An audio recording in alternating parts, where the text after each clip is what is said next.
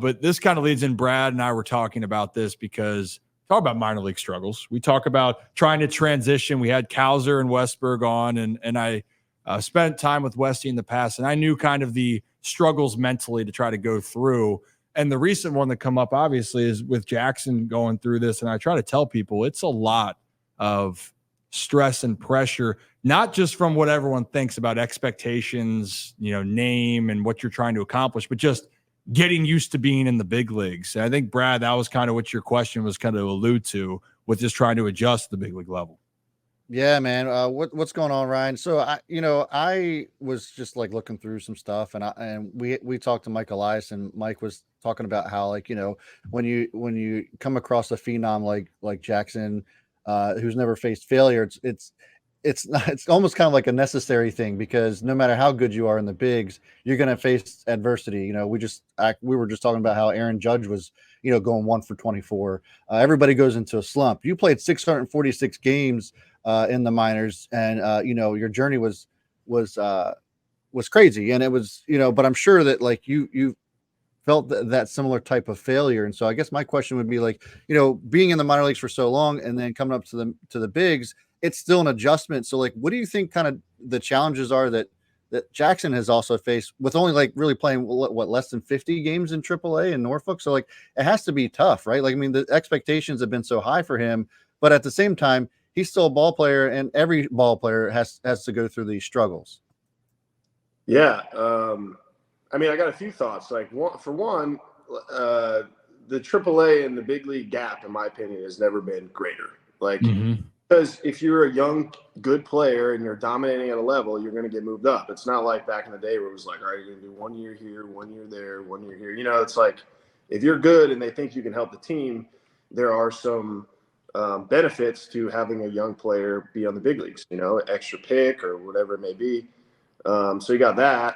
And then on top of that, Jackson Holliday, in my experience coming to the big leagues, was completely different. Like, this poor guy had 100 cameras in his face at all times. People screaming at him 24/7. Like, I just don't understand how, like, he's 20 years old. Like, can we let him breathe a little bit? Yeah. What were you doing at 20? Not that. I was probably hitting 250 in the Southland Conference. That's what I was doing, right?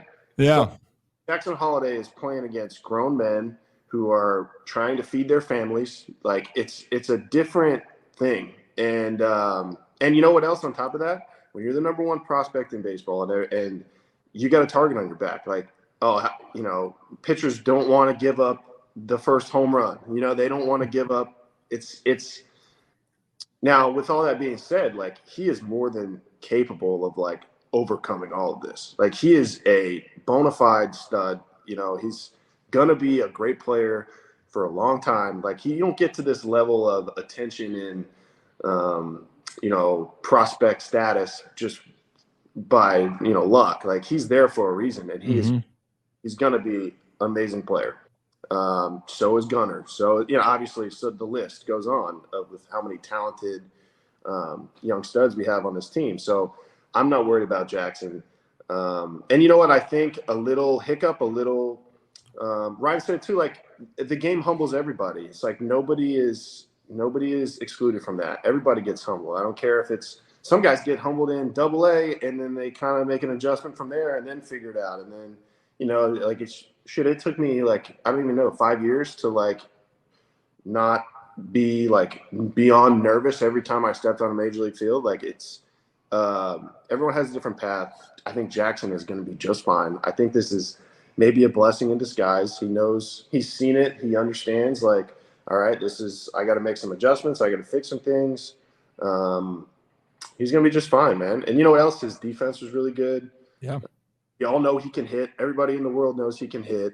He's going to come back, and he's going to be just fine. And, my only hope is that just let this poor man breathe a little bit. Like, I can't imagine being so under the microscope so much that, like, everything he has to have this wall up of, like, the perfect, like, PR, like, answers. And it's a lot on a guy who's 20 years old, like trying to navigate playing in the major leagues. So I think Jackson Holliday is going to be a bona fide stud. He's going to be just fine. Just let him go down, kind of relax, regroup a little bit. And I'm predicting that he comes back with a vengeance.